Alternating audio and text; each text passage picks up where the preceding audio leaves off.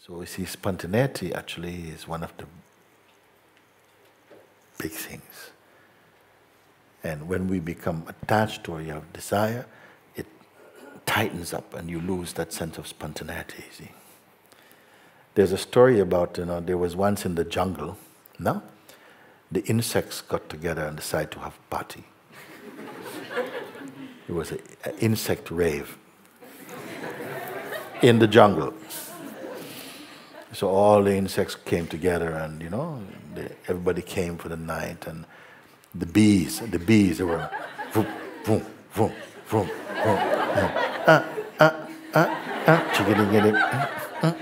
chickadee, chickadee. So all the insects are dancing and all the what you call them, the fireflies, they were so everybody's happy dancing. So then the centipede got really carried away. It was like, oh, that's my groove. So he just started to dance. Oh, like that. Can you imagine centipede, 100 legs? So every time he moves, like 100 legs go. It was, so when he stepped out, everybody went, whoa.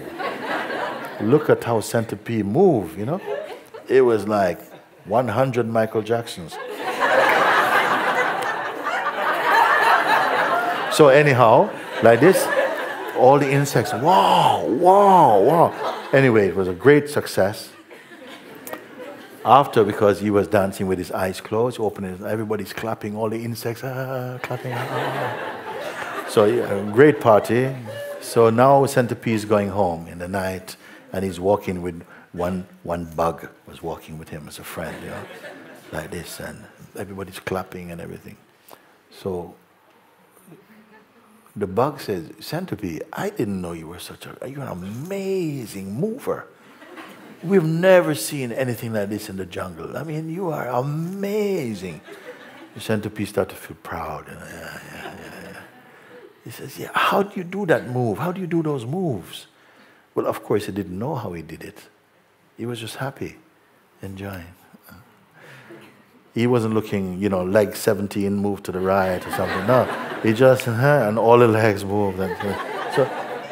So Buggy asked him, Centipede, how did you do that move? How did you teach me that move?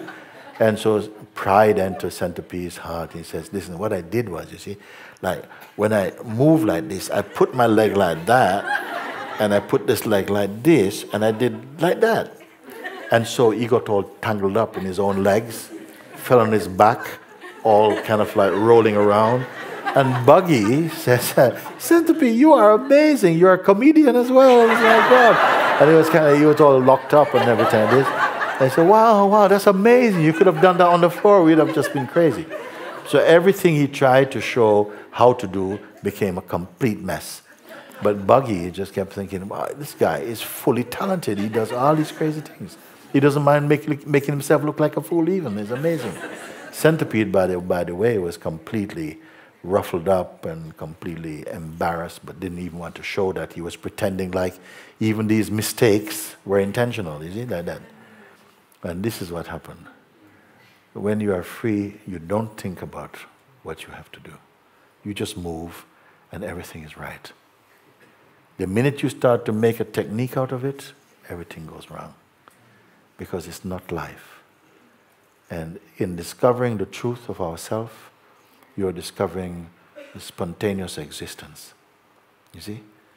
Of course, now and again, some old patterns may come. They will come because as long as you have a body, and the vital force is there, consciousness is there, some activity is going to come out of that. Sometimes old habits will come. But the wisdom is there to discern, no, watch this and so on. So really, only thing you have to do is to keep paying attention to what you have discovered and who you are in this discovery. And it takes a bit of time to get used to looking from this infinite place, which is the simplest and the easiest place to be. Much more easy than being an ego. Your natural self is the most natural state to be. You're naturally happy.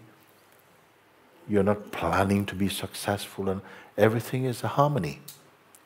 And there's no greater wealth than contentment. No greater success than happiness, joy, peace.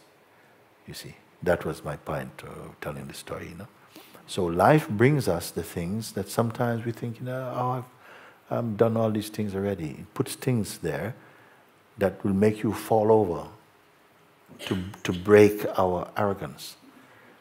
And why? Out of spite? No, out of love. Because you have to give up arrogance. Because arrogance blinds us again, puts you back to sleep. We have already been asleep for so long. Asleep meaning what? Meaning not aware of our true self, not living from the place of truth. So, time to wake up. And to enjoy your awakening, not suffer it. Because even the most challenging things that come while you're breaking through or breaking out of the groove of your bondage in a way, even there it is cause for joy, even with the pain, because they are just like birth pains. They are maybe the most terrible things in the life, but when they are over, when the child comes, all the pain of birth pains have gone. Sometimes our awakening is a bit like that. You have to suffer this transition and the fears that it brings, that you may be giving up something of value to become nothing. The mind plays all these things. But trust that something comes to you from life. It's a gift from the life in the form of an invitation to discover your true nature. And it brought you here. And I cannot see any mistake in that. So, thank you. Thank you, thank you.